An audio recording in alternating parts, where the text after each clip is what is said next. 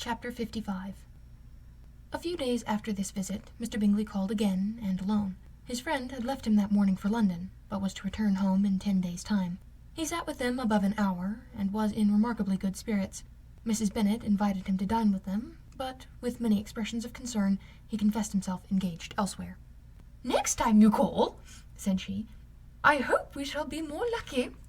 He should be particularly happy at any time, etc., etc., and if she would give him leave, would take an early opportunity of waiting on them. "Can you come tomorrow?" Yes, he had no engagement at all for tomorrow, and her invitation was accepted with alacrity. He came, and in such very good time that the ladies were none of them dressed.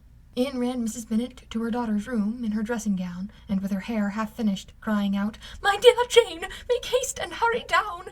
He is come. Mr. Bingley is come. He is indeed. Make haste, make haste. Here, Sarah, come to Miss Bennet this moment and help her with her gown. Never mind Lizzie's hair." "We will be down as soon as we can," said Jane, "but I dare say Kitty is forwarder than either of us, for she went upstairs half an hour ago." "Oh, hang Kitty! What has she to do with it? Come, be quick, be quick. Where is your sash, my dear?" But when her mother was gone, Jane would not be prevailed on to go down without one of her sisters. The same anxiety to get them by themselves was visible again in the evening. After tea, Mr. Bennet retired to the library, as was his custom, and Mary went upstairs to her instrument. 2 obstacles of the 5 being thus removed, Mrs. Bennet sat looking and winking at Elizabeth and Catherine for a considerable time, without making any impression on them. Elizabeth would not observe her, and when at last Kitty did, she very innocently said, "What is the matter, mamma? What do you keep winking at me for? What am I to do?" "Nothing, child, nothing. I did not wink at you." She then sat still 5 minutes longer, but, unable to waste such a precious occasion, she suddenly got up, and, saying to Kitty, "Come here, my love, I want to speak to you," took her out of the room. Jane instantly gave a look at Elizabeth, which spoke her distress at such premeditation, and her entreaty that she would not give in to it. In a few minutes Mrs. Bennet half opened the door and called out, "Lizzie, my dear, I want to speak with you." Elizabeth was forced to go. "We may as well leave them by themselves, you know," said her mother as soon as she was in the hall. "Kitty and I are going upstairs to sit in my dressing-room." Elizabeth made no attempt to reason with her mother, but remained quietly in the hall till she and Kitty were out of sight, then returned into the drawing-room. Mrs. Bennet's schemes for the day were ineffectual. Bingley was everything that was charming, except the professed lover of her daughter. His ease and cheerfulness rendered him a most agreeable addition to their evening party, and he bore the ill-judged officiousness of the mother, and heard all her silly remarks with a forbearance and command of countenance particularly grateful to the daughter. He scarcely needed an invitation to stay at a supper, and before he went away an engagement was formed, chiefly through his own and Mrs. Bennet's means, for his coming next morning to shoot with her husband. After this day, Jane said no more of her indifference.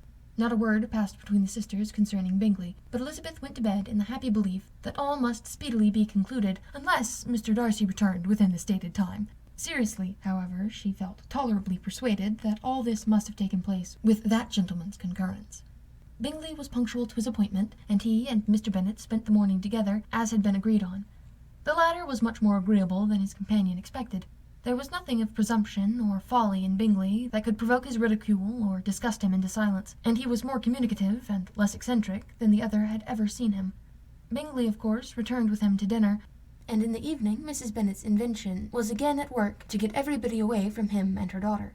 Elizabeth, who had a letter to write, went into the breakfast-room for that purpose soon after tea, for as the others were all going to sit down to cards, she could not be wanted to counteract her mother's schemes. But on returning to the drawing-room, when her letter was finished, she saw, to her infinite surprise, there was reason to fear her mother had been too ingenious for her. On opening the door, she perceived her sister and Bingley standing together over the hearth, as if engaged in earnest conversation, and, had this led to no suspicion, the faces of both, as they hastily turned round and moved away from each other, would have told it all.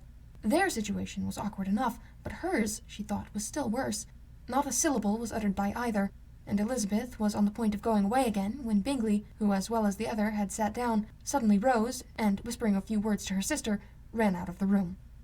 Jane could have no reserves from Elizabeth where confidence would give pleasure, and instantly embracing her, acknowledged, with the liveliest emotion, that she was the happiest creature in the world.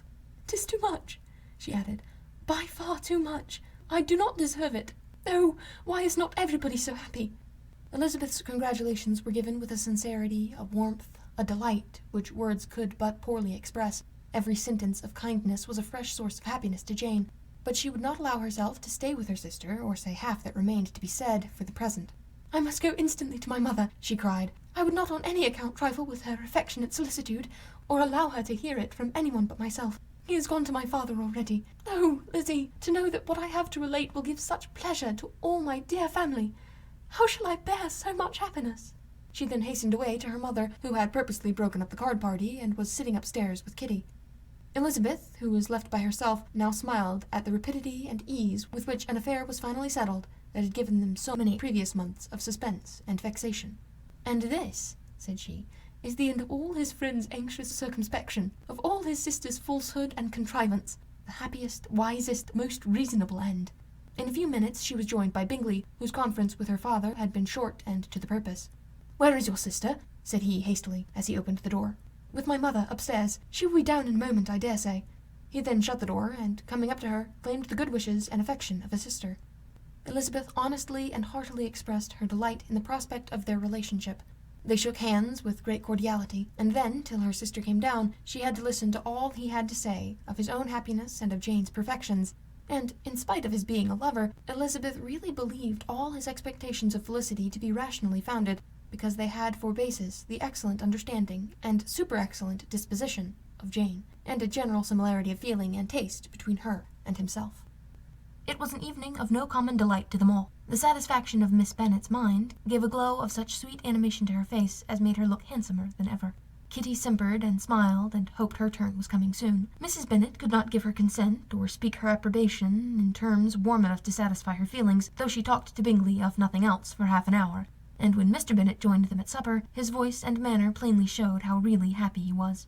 Not a word, however, passed his lips in allusion to it, till their visitor took his leave for the night. But as soon as he was gone, he turned to his daughter and said, "Jane, I congratulate you. You will be a very happy woman." Jane went to him instantly, kissed him, and thanked him for his goodness. "You are a good girl," he replied, "and I have great pleasure in thinking you will be so happily settled. I have not a doubt of your doing very well together. Your tempers are by no means unlike. You are each of you so complying that nothing will ever be resolved on, so easy that every servant will cheat you, and so generous that you will always exceed your income." "I hope not so. Imprudence or thoughtlessness in money matters would be unpardonable in me." "Exceed their income, my dear Mr. Bennet!" cried his wife. "What are you thinking of? Why, he has 4,000 or 5,000 a year, and very likely more." Then, addressing her daughter, "Oh, my dear, dear Jane, I am so happy. I am sure I shan't get a wink of sleep all night. I knew how it would be. I always said it must be so at last. I was sure you could not be so beautiful for nothing. I remember as soon as ever I saw him when he first came into Hertfordshire last year, I thought how likely it was that you should come together. Oh, he is the handsomest young man that ever was seen." Wickham, Lydia were all forgotten. Jane was beyond competition her favourite child.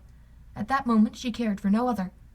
Her younger sisters soon began to make interest with her for other objects of happiness which she might in future be able to dispense. Mary petitioned for the use of the library at Netherfield, and Kitty begged very hard for a few balls there every winter.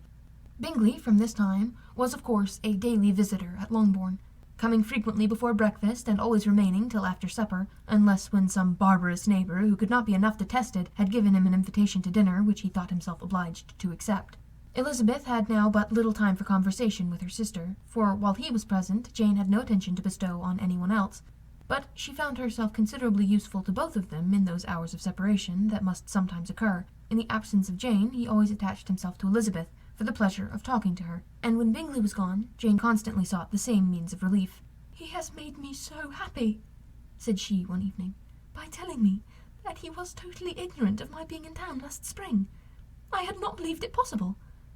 "I suspected as much," replied Elizabeth, "but how did he account for it?" "It must have been his sister's doing. They were certainly no friends to his acquaintance with me, which I cannot wonder at, since he might have chosen so much more advantageously in many respects. But when they see, as I trust they will, that their brother is happy with me, they will learn to be contented, and we shall be on good terms again, though we can never be what we once were to each other."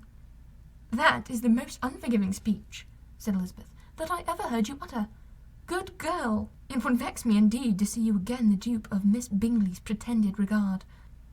Would you believe it, Lizzie, that when he went to town last November he really loved me, and nothing but a persuasion of my being indifferent would have prevented his coming down again?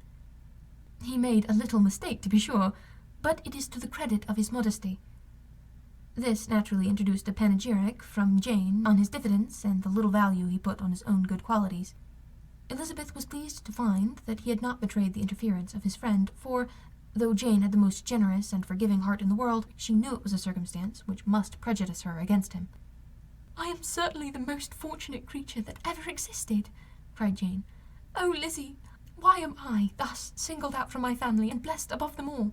If I could but see you as happy, if there were but such another man for you. If you were to give me 40 such men, I never could be so happy as you. Till I have your disposition, your goodness, I never can have your happiness. No, no, let me shift for myself, and perhaps, if I have very good luck, I may meet with another Mr. Collins in time."